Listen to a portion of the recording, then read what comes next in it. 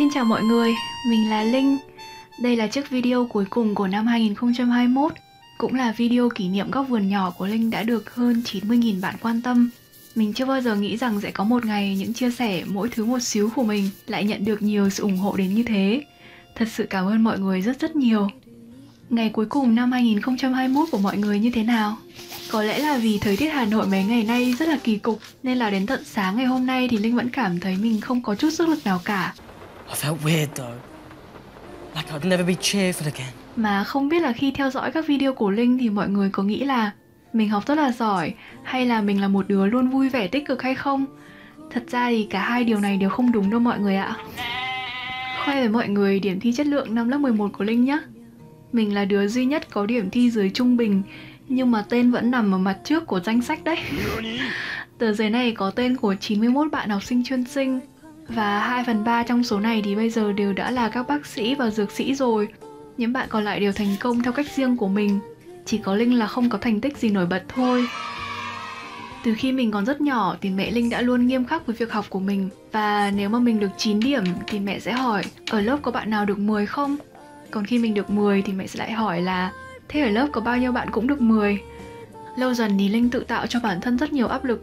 Cảm giác như là mình có trách nhiệm phải là con ngoan trò giỏi, phải đạt thành tích thật cao để bố mẹ tự hào ấy. Ấy thế mà lúc nhận được kết quả điểm kiểm tra dưới trung bình thì mình đã không buồn. Lúc ấy với Linh thì có một nỗi sợ còn lớn hơn cả việc bị điểm kém, đó là cảm giác không hiểu bài. When you're thinking about something you don't understand, you have a terrible, uncomfortable feeling called confusion. It's a very difficult and unhappy business. Có thể nói cấp 3 đã cho Linh những bài học đầu đời về thất bại. Thất bại của năm lớp 10 là đã quá tự tin vào bản thân, dẫn đến việc mất đi cơ hội học tập thật tốt. Năm lớp 9, khi mà nhìn vào một bài toán bất kỳ thì mình sẽ luôn nghĩ ra được cách làm, và nếu mà có thời gian thì có thể nghĩ ra thêm 2 cách giải khác ngắn gọn hơn. Nhưng mà khi bước vào lớp 10 thì mình chợt cảm thấy bản thân dốt đặc. Năm học chuyển cấp thì thường gây khó khăn cho đại đa số học sinh, nhưng mà môi trường của trường chuyên ấy còn tạo ra sóng gió lớn hơn thế nữa. Bạn có thể đã từng học tốt nhất nhì trường cũ, nhưng mà khi vào trường chuyên thì bạn chỉ là một cá thể nhỏ bé giữa rất nhiều những người học tốt nhất ở khắp các địa phương đổ về mà thôi. Năm lớp 10 là lần đầu tiên Linh đối mặt với cảm giác ngồi trong lớp mà nghe tay trái lọt qua tay phải. Và khi các bạn cùng lớp bắt đầu bấm máy tính làm bài ầm ầm thì Linh còn đang chưa hiểu là thầy cô nói gì. Mà thực ra là Linh có cảm giác thầy cô không giảng mấy, bởi vì bản thân thầy cô cũng kỳ vọng là học sinh sẽ tự hiểu được hết ấy. Và cảm giác từ một người có thể giải toán bằng nhiều cách khác nhau thành một người mà suy nghĩ cứ đặc quánh và mù mịt ở trong đầu là một cảm giác rất là đáng sợ. Linh còn nhớ là đã ghi vào trong nhật ký như thế này: mẹ ơi, con sợ lắm, con đi học mà không hiểu gì cả. Thật sự là cảm giác không hiểu gì hết lúc đó đối với Linh vô cùng đáng sợ. Còn đáng sợ hơn cả việc làm cho bố mẹ thất vọng vì đã học tập không ra gì cơ. Còn thất bại của năm lớp 11 là chỉ nhìn vấn đề theo một chiều. Thật ra thì điểm 2,5 lý lúc nãy đã đưa cho mọi người xem ấy không phải là kết quả của việc không hiểu bài. Bởi vì sau năm lớp 10 trao đảo thì Linh đã lại cố gắng học và bắt kịp được các môn trên trường rồi. Và môn lý còn là môn mình học tốt nhất trong 4 môn toán lý hóa sinh cơ. Nhưng mà lúc đó vì cảm thấy việc ban phụ huynh kiến nghị đổi giáo viên dạy lý lớp 10 là bất công, nên là mình đã chống đối không học bài. Mãi sau này khi thầy dạy lý lớp 11 không dạy lớp Linh nữa thì Linh và một vài người bạn mới có cơ hội được nói chuyện với thầy và phát hiện ra là thầy không tệ như những gì mình tưởng tượng ở trong đầu ấy. Và lúc đó thì Linh đã thấy buồn cười với sự trẻ con của bản thân rất là nhiều. 幼稚。对，就是幼稚，很幼稚。Còn sự thất bại lớn nhất của năm lớp 12 là thất bại trong việc tự làm việc với thế giới nội tại của bản thân. Linh đã luôn trông chờ vào việc bố mẹ sẽ hiểu mình, nhưng mà không hề học cách tìm tiếng nói chung với bố mẹ.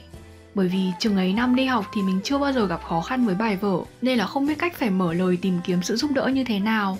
Và có thể mọi người sẽ thấy buồn cười, nhưng mà hồi đó thì Linh còn không thể tâm sự với mẹ về chuyện tình cảm hay là những lo lắng của bản thân về nghề nghiệp trong tương lai nữa. Và khoảng cách thế hệ và tính cách nóng nảy của hai mẹ con ấy khiến cho cứ mỗi lần mình muốn mở lòng với mẹ là lại kết thúc bằng cãi nhau. Và trận chiến tranh lớn nhất của hai mẹ con là lúc mình phải quyết định sẽ thi đại học trường nào. Bây giờ thì mình không nhớ là đã nói những gì để làm cho mẹ tức giận đến như thế nữa. Chỉ nhớ là tình cảnh có chút long trời lở đất thôi.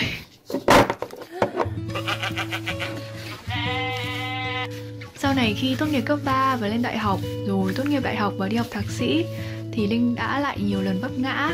Nhưng mà những lần vấp ngã đó thì mình không tính là thất bại nữa, bởi vì lần nào mình cũng đã kiên cường tìm cách đứng lên. Sometimes you learn more from mistakes than you do from trying so hard. So anytime you make a mistake, before you get upset with it, look at it.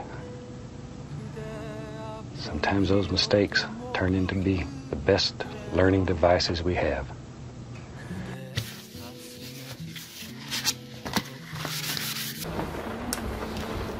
Here, eat this. It'll help. It's all right, it's chocolate. 지나간 대로 그런 의미가 있죠. 떠난 이에게 노래하세요. 후회 없이 사랑했노란 말해요. Eat. You'll feel better.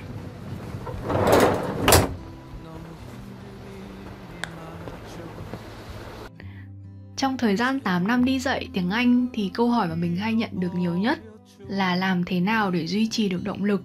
Thực ra thì trước đây Linh cũng trông chờ là sẽ gặp được những giáo viên biết cách truyền động lực học, giống như là những thầy cô năm cấp 2 của Linh ấy.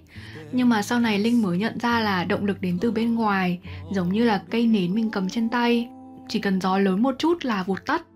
Và chỉ có sức mạnh nội tại đến từ mục đích hành động rõ ràng, thì giống như một ngọn lửa cháy bền bỉ ở trong lòng, mới có thể chịu đựng được khó khăn gian khổ thôi.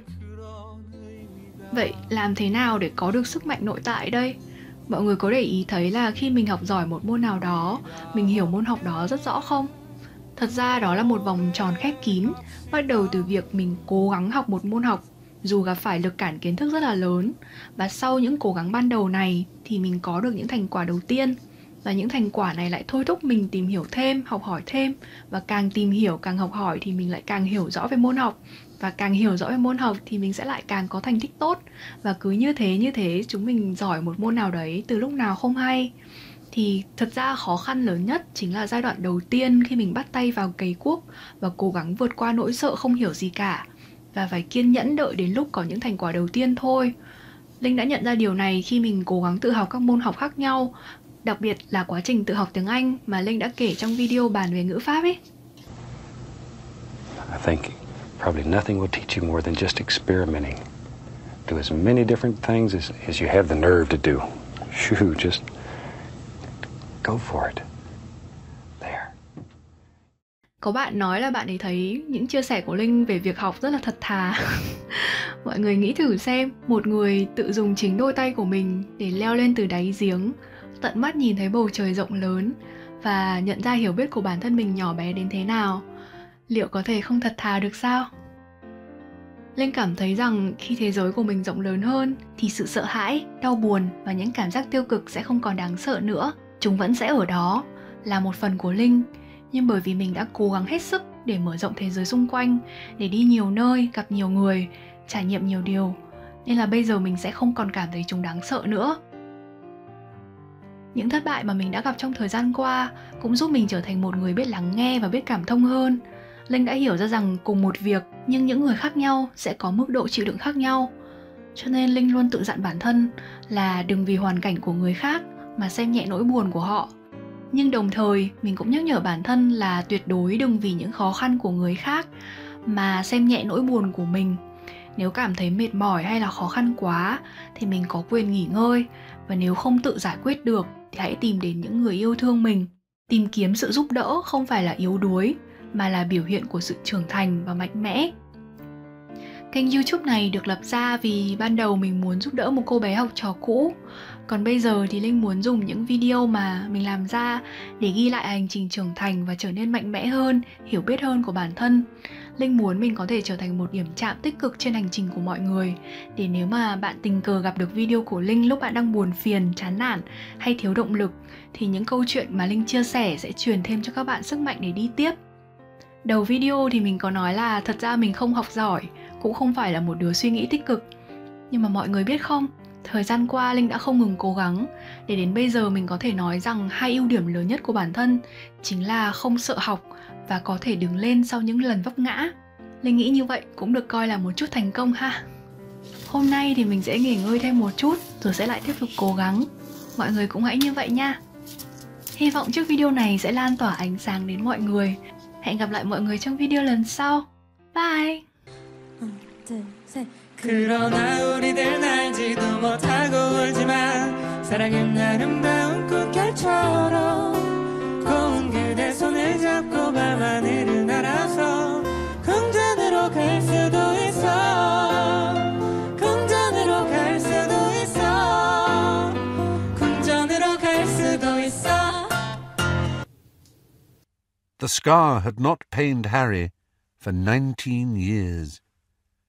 All was well.